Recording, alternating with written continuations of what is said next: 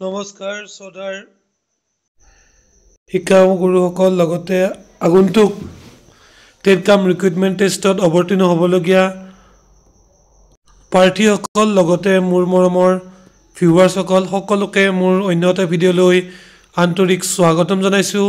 আপোনালোকক আজি মই জনাব বিচাৰিছোঁ যে আপোনালোকে যোৱা 2-3 দিন আগৰ পৰা শুনি থকা আমাৰ টেট কাম ৰিক্ৰুটমেণ্ট টেষ্ট যেটো জিটিবিজিটি টেষ্টৰ অনলাইন আবেদন প্ৰক্ৰিয়া ইতিমধ্যে সমাপ্ত হৈছে আৰু অহা 29/12/2024 তাৰিখে হ'বলগীয়া পৰীক্ষাটো ফাইনেলি পষ্টপন নটিচ ওলাইছে। এটো পষ্টপন কৰি 19 জানুৱাৰী 2025 তাৰিখে দিয়া হৈছে।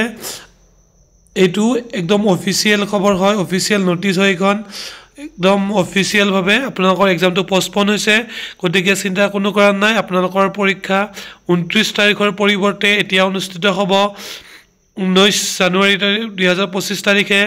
হে আমি আপোনালোকে এডমিট কাৰ্ড ডাউনলোড কৰিব পাৰিব 3 জানুৱাৰী তাৰিখৰ পৰা ৰাতিপুৱা 11 বজাৰ পৰা আপোনালোকৰ এডমিট কাৰ্ড ডাউনলোড কৰিব পাৰিব।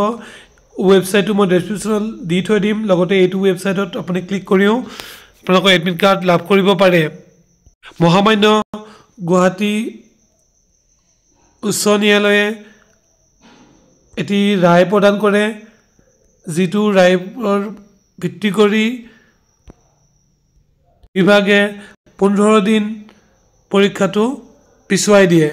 যেহেতু নতুনকৈ সিলেবাস তৈয়াৰ কৰা হৈছিলে, মেথমেটিক্স সাবজেক্টটো দিয়া হৈছিলে, সেয়ে প্ৰাৰ্থীসকলে হাইকোৰ্ট কৰিছিলে আৰু সেই হাইকোৰ্টৰ ৰিজাল্ট ফলস্বৰূপে আপোনালোকৰ এক্সাম 15 দিন পিছুৱাই দিয়া হৈছে।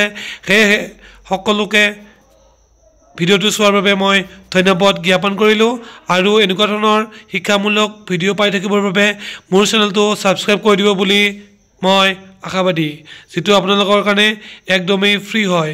ধন্যবাদ।